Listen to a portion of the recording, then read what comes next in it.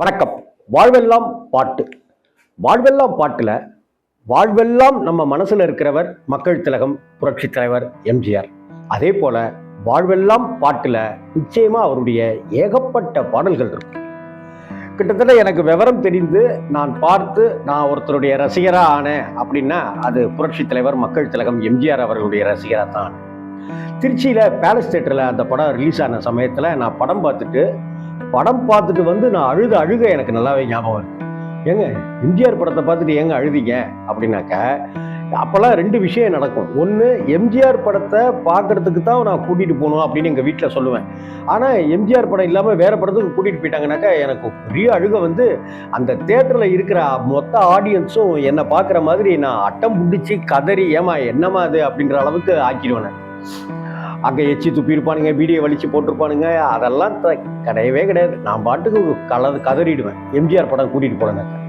அதே போல் எம்ஜிஆர் படம் பார்த்துட்டு வந்தாக்க எனக்கு அந்த படத்தில் எம்ஜிஆர் போட்டிருந்த கூலிங் கிளாஸோ அல்லது அவர்கிட்டருந்து நான் என்ன எதிர்பார்த்து எனக்கு வேணும்னு ஆசைப்படுறனோ அதை வாங்கி தந்துடும். என்னமோ தெரியல, அப்படி ஏதோ ஒரு ஈடுபாடு மேக்சிமம் படங்களில் அது நடந்திருக்கு. அப்படி நேற்றின்று நாளை படம் பார்த்துட்டு வந்தேன். திருச்சியில் பேலஸ் தியேட்டரில் ரிலீஸ் ஆனதான் ஞாபகம் இருக்குது. சின்ன வயசு எனக்கு. அப்போ நான் வெளியில் வந்துட்டு தொப்பி அதே போல் வேணும்னு கேட்டு கடையாக அலைஞ்சி அது மாதிரி எங்கள் அப்பாவும் அம்மாவும் எனக்கு தொப்பி வாங்கி கொடுத்தது நல்லாவே ஞாபகம் இருக்குது. நேற்று இன்று நாளை படம் வந்து மறக்க முடியாத படம். அது டபுள் ஆக்ஷன் எம்ஜிஆர் பிரமாதப்படுத்தியிருப்பார். கிட்டத்தட்ட அதிமுக கட்சி ஆரம்பித்த பிற்பாடு வந்த படம் இது. நடிகர் அசோகன் அவர்கள் தயாரித்த படம். அமல்ராஜ் அப்படிங்கிற பேரில் அந்த படத்தை அசோகன் தயாரித்து எம்ஜிஆர் அவருக்கு கால் ஷீட் கொடுத்து நடித்தார். அதுக்குள்ளார நிறைய போக வேண்டாம், இன்னொரு சந்தர்ப்பத்தில் அதை பற்றி பேசிக்கலாம்.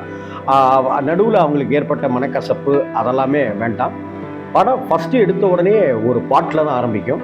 அப்படி பாட்டில் ஆரம்பிக்கும் போது எம்ஜிஆர் அவர்கள் அப்போ தான் அந்த தொப்பியை போட்டிருப்பாரு. ராஜஸ்ரீ வந்து காதலியாக நடிச்சிருப்பாங்க. இப்போ அந்த படத்தை பார்த்தீங்கன்னாக்க, ஏப்பா உங்களுக்கு காதலிக்கிறதுக்கு வேறு இடமே கிடைக்கலையா, ஏப்பா அவ்வளோ பெரிய கட்டுமையான பாறையில் சுள்ளு நடிக்கிற வெயிலில் ஏப்பா டியூட் பாடுறீங்க அப்படின்னு இப்போ நமக்கு கேட்க தோணும். ஆனால் அப்போ அது ரம்மியமாக இருந்திருக்கும். அந்த பாட்டினுடைய முடிவில் வந்து எம்ஜிஆர் ஸ்லிப்பாகி விழுந்துடுற மாதிரியும் அவங்க மனநிலை பாதிக்கப்பட்டது மாதிரியும் ஆயிடுங்கிறது தான் இந்த படம். அதுக்கப்புறம் அந்த கதை அப்படி ஒரு விதமாக போகும். இந்த படத்தில் வந்து இந்த பாட்டு வந்து எஸ்பிபி அவர்கள் பாடியிருப்பார். ஐயா புலமை பித்தன் அவர்களுடைய வரிகள் அவ்வளோ பிரமாதமாக இருக்கும். இந்த பாட்டு, இதனுடைய லொக்கேஷன், ஒரு டூர், அப்போல்லாம் டூர் வந்தாக்கா ஒரு ஜம்காலம் விரித்து அதில் வந்து சொம்பு பழங்கள் அது இதெல்லாம் வச்சுருப்பாங்களே, அதெல்லாமே அதுதான் இந்த பாட்டு. பாடும்போது நான் தென்றல் காற்று, பருவ மங்கையோ தென்னங்கீற்று, பாடும்போது நான் தென்றல் காற்று, பருவ மங்கையோ தென்னங்கீற்று, நான் வரும்போது ஆயிரம் ஆடல் ஆட வந்ததென்ன, நெஞ்சம் ஆசை கொண்டதென்ன. ஆயிரம் நிலவே வா அப்படிங்கிற அந்த பாட்டை எம்ஜிஆருக்கு பாடி அடுத்தடுத்து வெற்றி மீது வெற்றி வந்து என்னை சேரும் அப்படின்ட்டுலாம் வந்து நிறைய பாடல்கள் எஸ்பிபி பாடினாரு. ஒவ்வொரு பாட்டுமே அட்டகாசமாக எம்ஜிஆருக்கு அமைஞ்சிருக்கும். இந்த பாட்டில் ராஜஸ்ரீக்கும் அவருக்குமானது தான். இது ஒரு காதல் பாடல் தானே. இதுக்குள்ளார எம்ஜிஆர் என்னென்னலாம் கேட்டு வாங்கியிருக்காருன்னு பாருங்களேன்.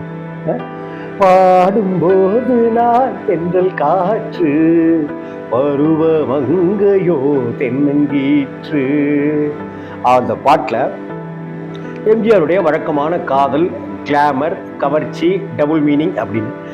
மெல்லிய பூங்கோடி வளைத்து மலர் மேனியை கொஞ்சம் அணைத்து, மெல்லிய பூங்கோடி வளைத்து மலர் மேனியை கொஞ்சம் அணைத்து, இதழில் தேனை குடித்து ஒரு இன்ப நாடகம் நடித்து, இதழில் தேனை குடித்து ஒரு இன்ப நாடகம் நடித்து, எங்கும் பாடும் தென்றல் காற்றும் நானும் ஒன்றுதானே, இன்ப நாளும் இன்றுதானே.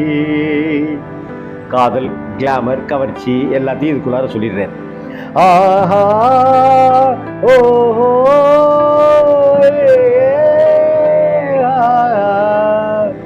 அப்படின்ற ஒரு ஹம்மிங் பிரமாதமாக இருக்கும். அந்த ராஜஸ்ரீ கொள்ளை அழகாக இருப்பாங்க, அவ்வளோ பிரமாதமாக நடிச்சிருப்பாங்க, நல்லா பேரழகி அவங்க. இந்த இடத்துல டக்குன்னு பாயிண்ட் எம்ஜிஆருக்கு வந்துருக்கு. எல்லைகளில்லா உலகம் என் இதயமும் அது போல் நிலவும். எப்படி? எல்லைகளில்லா உலகம் என் இதயமும் அது போல் நிலவும், புதுமை உலகம் மலரும். ஏடிஎம்கே கட்சி ஆரம்பிச்சாச்சு. புதுமை உலகம் மலரும், நல்ல பொழுதா யாருக்கும் புலரும். புதுமை உலகம் மலரும், நல்ல பொழுதா யாருக்கும் புலரும். அடுத்த வரி, யாரும் வாழ பாடும் காற்றும் நானும் ஒன்றுதானே, இன்ப நாளும் இன்றுதானே. பாடும்போது நான் தென்றல் காற்று, பருவ வங்கையோ தென்னங்கீற்று. பாடும்போது நான் தென்றல் காற்று, பாடும்போது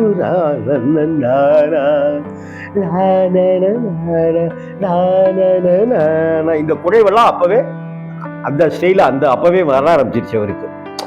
நான் வரும்போது ஆயிரம் ஆடல் ஆட வந்ததென்ன, நெஞ்சம் ஆசை கொண்டதென்ன. பாடும்போது நான் தென்றல் காற்று, பருவ மங்கையோ தென்னங்கீற்று. நீலகண்டன் சாருடைய டைரக்ஷன்ல அசோகன் சார், நடிகர் அசோகன் தயாரிப்புல எம்ஜிஆர், லதா, மஞ்சுளா, ராஜஸ்ரீ இப்படின்லாம் நடித்திருக்கிற இந்த படம் வந்து ரொம்ப அட்டகாசமான பரபரன்னு போயிட்டு இருக்கிற ஒரு படம். இந்த படத்துல தான் வந்து தன்னுடைய கட்சி கொடியையும் எம்ஜிஆர் காமிச்சாரு. கிட்டத்தட்ட டிஎம்கேவை, கலைஞரை எதிர்க்கிற மாதிரியான வசனங்களும் இந்த படத்துல நிறையவே வந்துச்சு. தம்பி நான் படிச்சேன் காஞ்சியிலே நேற்று, அதை நான் உனக்கு சொல்லட்டுமா இன்று.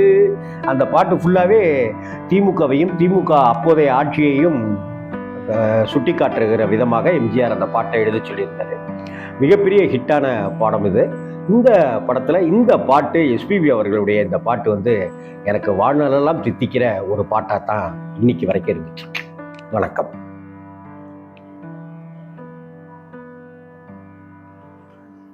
மயூரி கூப்பிட்டுருக்கேன்.